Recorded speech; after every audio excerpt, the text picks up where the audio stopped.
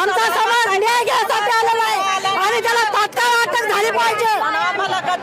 पैशासाठी आलेलो नाही आम्ही, आमचं रक्त जळालं. तो भाड खाऊ आमच्यामुळे पुढे आला आणि तो आमच्या समाजावर बोट उचलतो. त्याला याचं कारण कळण आणि त्याला तात्काळ अटक झाली पाहिजे, झालीच पाहिजे त्याला तात्काळ अटक. हा मोर्चा जो आहे हा आमच्या महिला माता भगिनीच्या सन्मानाचा म्हणजे आमच्या स्वाभिमानाचा लढा आहे. हा एकाही व्यक्तीला कोणी पैसे देऊन आणले नाही. पत्रकारांना तुम्ही विचारा या मावल्यांना, या काम सोडून भांडेकाम सोडून फुकट मध्ये आलात आणि हा लढा कुणाचा नाही, आमच्या बापाचा बाबासाहेबाच्या जातीचा आहे.